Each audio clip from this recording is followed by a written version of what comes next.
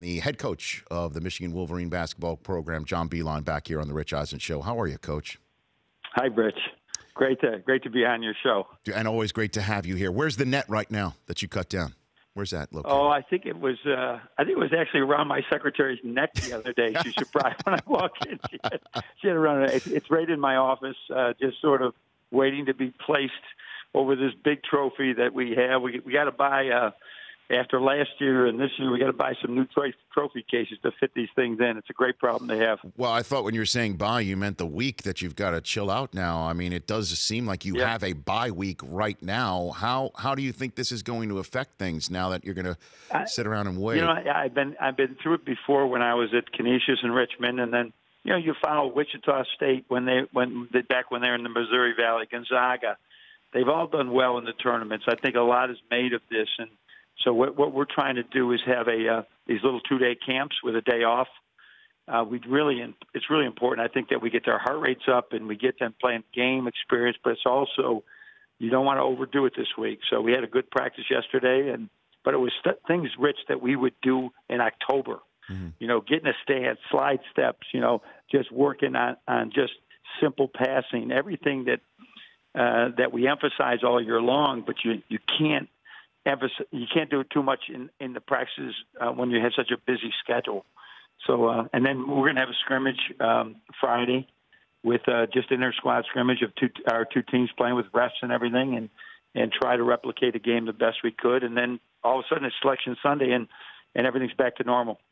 John Beilein here on the Rich Eisen Show. So much being discussed about one-and-done players in NCAA basketball. Do you avoid them? Do you try to get them? I mean, what is your philosophy on players that would be on Ann Arbor campus for only 1 year if they play for you? Yeah, no, we're definitely not avoiding it, but we're not gonna say we need them to win. If a one and done player like Mitch McGarry back in 2013 was once seen as a one-and-done player, but he wanted to go to Michigan. And it's like if the guy is running through the doors to come to Michigan, right? Then we're all in. But if he announces his list of 12 and we're one of them, we're not going to recruit him. It's got to be something there's got to be unique interest in him, and we've gone down the road with a few really good players, Mo Bamba, right, Jaylen Brown, where we will probably finish second or third in some of those situations, and so but they had unique interests in Michigan. So if we get them, that's great. If we don't, there's a lot of ways to win, and if you have great 4-year players that are. If you have a whole bunch of Muhammad Ali, Abdur-Rahmans, and Duncan Robinsons, and Jordan Morgans, and some of these guys that did not go pro early, you can still win. There's no question about that. But you don't feel pressure to try and keep up with the one-and-done Joneses, Coach? Absolutely not. No. Well, why not?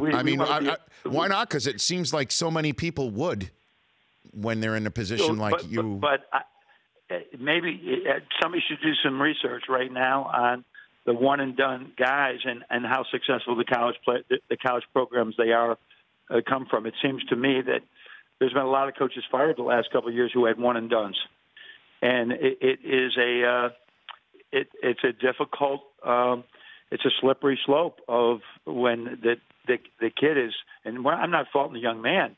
He's got millions of dollars waiting for him. And you're telling him he's got to go to study hall, and he needs to work on his left hand, and he needs to throw his passes on time, on target, when everybody else may be saying, "Hey, listen, you just don't get injured because you're a lottery pick and you've got millions of dollars coming for you." That's a difficult thing. It's got to be a unique kid who can handle both, and there's nothing wrong with people who want to recruit that athlete. That's fine. We just want the right one if it comes to that. John Beilein of the University of Michigan here on the Rich Eisen Show. How do you know what the right one is? What that kid looks like? Certainly, since you have a rule that you don't. It's easy to find out, Rich, if he has a unique interest in Michigan, right? As you know, Michigan's not going to be for everybody, and if he's got a unique interest, it's easy. And then you got to decide, okay, is that the position we need, right? It might not be the position we need. And you say you just move on. So you're not, here's the, and I'm sure you remember Rudy Tomjanovich, but Sure. Rudy told me this a long time ago. You are not amassing talent. You are building a team. And so that's how great teams are made. So we're not looking for just talent. We want guys who can make us a better team. And it seems every year the team improves immeasurably from when you first get them after summer to right now, tournament time. What is your secret sauce, Coach, where these guys get coached up and are tournament ready and tested for kids who might not have even been through it before? What is your secret sauce, Coach? Well, it's just we try to really prioritize, and it's not a secret. It is, I think, a lot of good coaches do the exact same thing, is that you just try to have a great emphasis on individual development all year long. You don't spend your times all exclusively on the other team's out of bounds plays and your plays. You're working with dribbling with your eyes up. Like I said, throwing passes on time, on target. All the little things defensively, that the techniques that you have to use individually to make them better. And if you just stay with that, so if we have 2-day prep, Rich, and it's 2 days before, we'll spend half an hour on the next opponent. We'll spend 90 minutes on ourselves. And then the day before, we'll probably spend 30 minutes on ourselves and, an hour and 15 minutes on the opponent. So it is you just can, and lots of coaches do that. We didn't invent anything. We're just we borrow from others and try to do the best we can. John Beilein of the University of Michigan. A couple more minutes with him here on the Rich Eisen Show. So much being discussed about fixing college basketball right now. What do you think needs fixing from your point of view, Coach?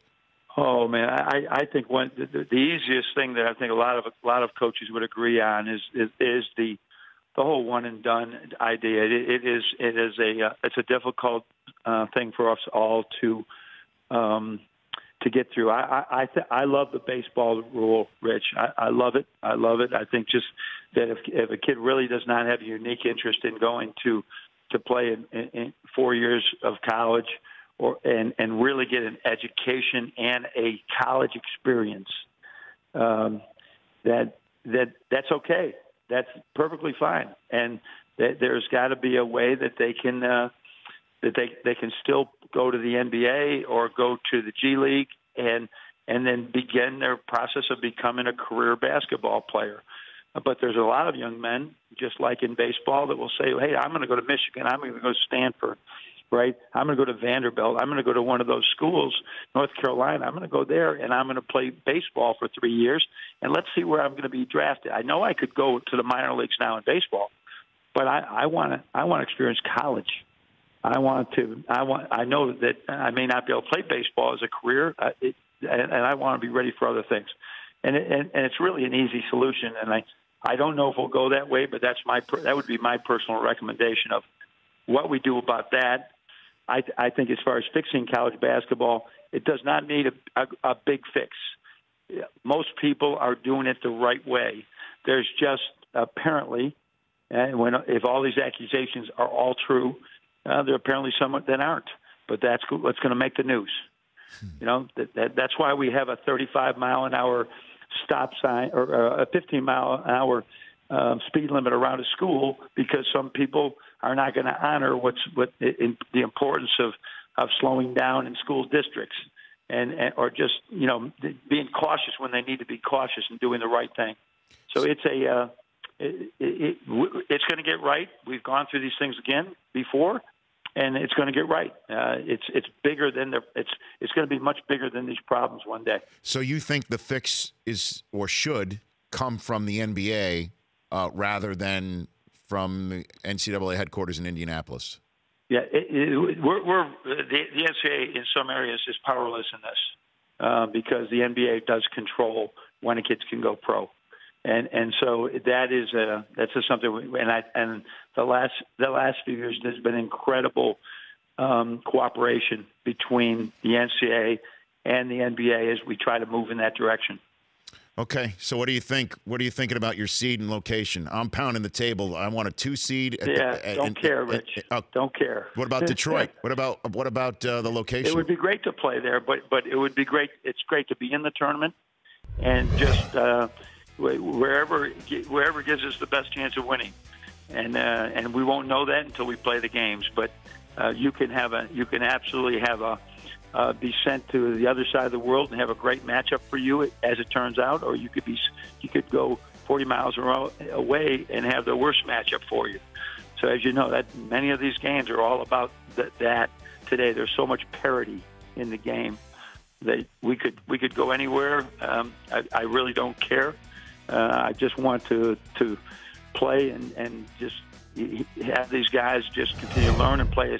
Keep playing until somebody tells us we can't play anymore, and play the best basketball that we can play. I saw that. And represent, Rich, the greatest university in the world. Yeah, you know that. I know that. Not many people appreciate that, though, Coach. You know what I'm saying? I think more than you think. As we go, we do know that. And I noticed you put Mo Wagner's headsets on. He wanted to play the German rap music for you, and you said you liked it. Is that really the case? It was really good.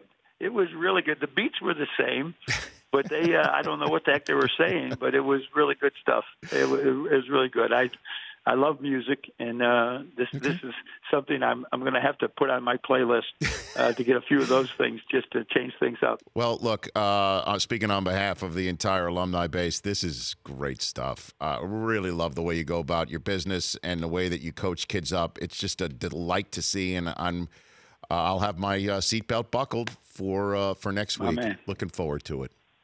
All right. Thanks, Rich, very, very much. Appreciate it. Thank you. you. You're a great example of a Michigan alum. Thanks. Thank you for what you do. Oh, my gosh. Right back at you. Thanks, Coach. At John Beilein on Twitter, and his son is killing it, too. The Rich Eisen Show, weekdays at noon Eastern on Audience.